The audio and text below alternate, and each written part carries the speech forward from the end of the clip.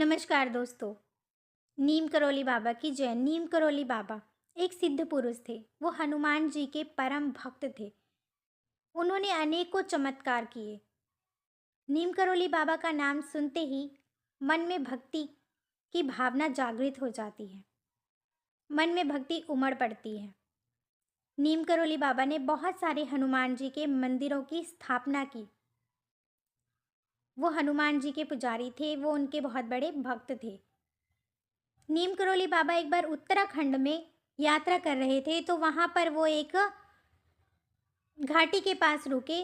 उस घाटी के पास सड़क के किनारे जो पैरापट बनी होती है, वो वहाँ पर बैठे हुए थे और उन्होंने दूर पहाड़ी पर बैठे एक व्यक्ति को आवाज़ लगाई, पूरन इधर आओ। वो व्यक्ति पहाड़ी से उतरकर नीचे बाबा के पास आया। फिर उसने सोचा कि मैं तो बाबा जी से कभी नहीं मिला, इन्हें मेरा नाम कैसे पता है। फिर बाबा जी ने कहा कि मुझे भोजन कराओ। तो वो व्यक्ति बाबा जी को अपने घर ले गया और उसने अपनी माँ से भोजन बनाने को कहा।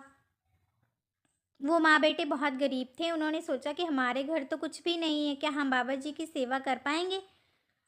पर जो भी उनके घर रूखा सूखा जो भी था, वो बनाकर उन्होंने बाबा जी को खिलाया। खाना खाकर बाबा जी बोले कि वहाँ दूर थोड़ा सा जंगल में ना खुदाई करो। तो गांव वाले सभी लोग जाकर वहाँ पर जंगल में खुदाई की तो देखा वहाँ पर खुदाई करने के बाद वहाँ पर नीचे एक गुफा मिली और उस गुफा में एक हवन कुंड था। चिमटा भी गड़ा हुआ था। लोग हैरान रह गए कि हम इतने दिनों से यहाँ रह रहे, लेकिन इस गुफा के बारे में हमें कोई जानकारी नहीं थी, ना ही इस हवन कुंड के बारे में। फिर उन्होंने वहाँ पर हनुमान जी के मंदिर की स्थापना करवाई। ऐसे ही उन्होंने बहुत सारे हनुमान जी के मंदिर जगह जगह पर बनवाए। एक बार नीम करोली बाबा जी एक ट्रेन में सफ़र कर रहे थे, तो उनके पास ना टिकट के पैसे नहीं थे। जब टीटी टिकट काटने आया तो टीटी ने कहा कि टिकट। तो बाबा जी ने कहा मेरे पास पैसे नहीं हैं। तो टीटी ने उनको ट्रेन से नीचे उतार दिया। अब ट्रेन कुछ ही कदम चली थी कि रुक गई। अब वो रुक गई तो वो चालू ही ना हो।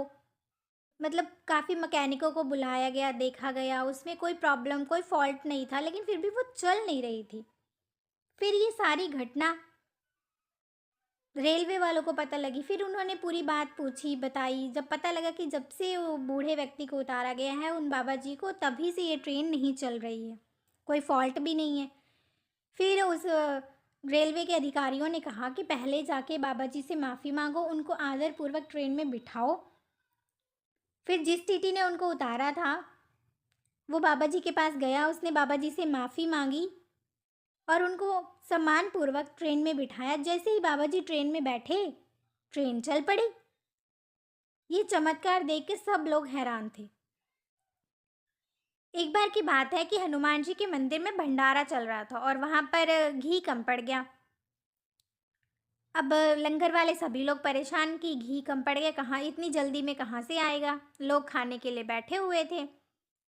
तभी बाबा जी ने कहा कि एक घी का टीन लेके आओ और नदी में से पानी भर कर लाओ। सब लोग सोच रहे थे कि पानी क्या होगा।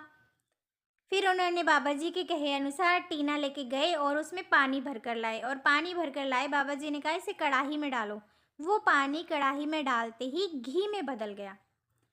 ये चमत्कार देखकर सब लोग हैरान थे और सब बाबा जी की जय जयकार करने लगे। तो बाबा जी ने कहा मैं कोई भगवान कोई ईश्वर नहीं हूँ, मैं हनुमान जी का भक्त हूँ। जो किया है हनुमान जी ने किया है। हनुमान जी के मंदिर का नाम कैंची धाम क्यों पड़ा? क्योंकि यहाँ से जो पहाड़ी जाती है उसकी शेप कैंची की तरह है, मतलब जो सड़क जाती है वो कैंची की तरह है, इसीलिए इसका नाम कैंची धाम पड़ गया। एक बार बाबा जी यात्रा कर रहे थे और यात्रा के दौरान शाम हो गई, तो उन्होंने सोचा कि पास ही कोई घर देखकर वहाँ पर मैं विश्राम कर लेता हूँ। वो एक दंपत्ति के घर गए। वो बूढ़े दंपत्ति थे और उनका बेटा फौज में था। तो उन्होंने कहा कि मुझे यहाँ पर रात को विश्राम करना है, यहाँ रहना है, मेरे पास कोई जगह नहीं, सुबह होते ही मैं चला जाऊँगा। तो वो दंपत्ति ने बड़े ही आदरपूर्वक बाबा जी को अंदर बुलाया। वो थोड़े गरीब से थे, उनके पास मतलब ज़्यादा उतनी व्यवस्था नहीं थी।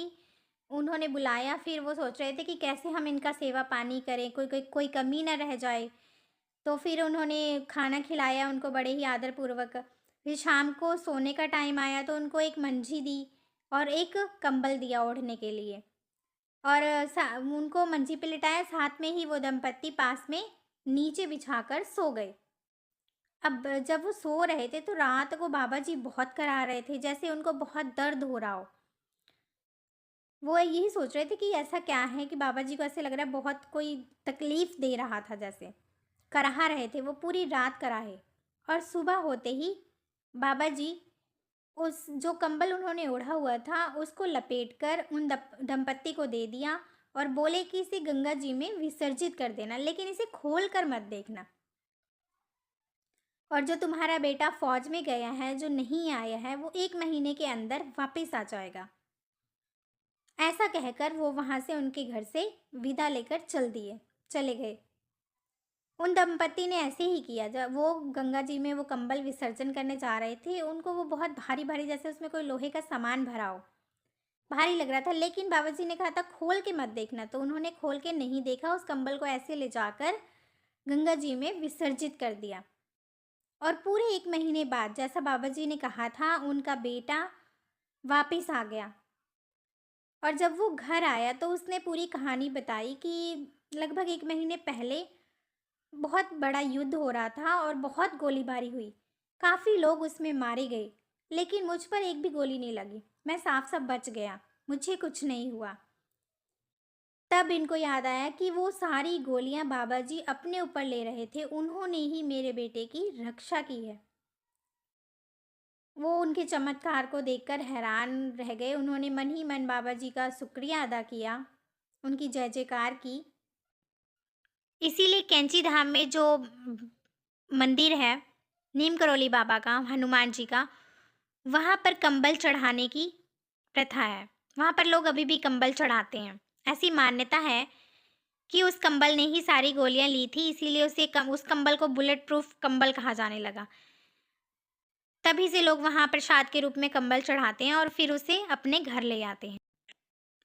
एक बार हनुमानगढ़ी के मंदिर का निर्माण हो रहा था और बाबा जी चाहते थे कि इस मंदिर के निर्माण में कोई विघ्न ना आए। तो वहाँ पर उसी समय बहुत तेज बारिश होने लगी।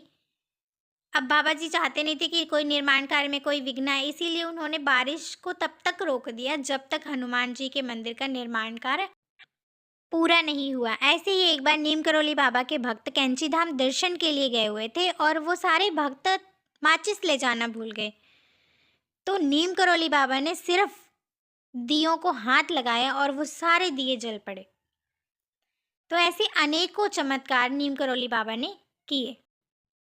11 सितंबर 1973 की रात थी। बाबा जी वृंदावन में थे और उसी रात उनकी तबीयत बिगड़ने लगी। उन्हें हॉस्पिटल में एडमिट किया गया। कहते हैं कि डॉक्टर उन्हें ऑक्सीजन मास्क लगाने जा रहे थे, तभी उन्होंने मना कर दिया कि रहने दो, अब मेरे जाने का समय करीब आ गया है। तभी उन्होंने गंगाजल और तुलसी का पत्ता ग्रहण किया और अपने प्राण त्याग दिए। तो ये थे बाबा नीम करोली जी के चमत्कार। बाबा नीम करोली जी के चमत्कार की कथाएं सुनने वाले, हुंकार भरने वाले सभी भक्तजनों पर नीम करोली बाबा की विशेष कृपा हो और सभी की मनोकामनाएं पूर्ण हों। दोस्तों, कमेंट बॉक्स में हनुमान जी की जय, नीम करोली बाबा की जय लिखना ना भूलें। आज की वीडियो में इतना ही। मिलते हैं किसी अगली वीडियो में। हनुमान जी की जय, नीम करोली बाबा की जय।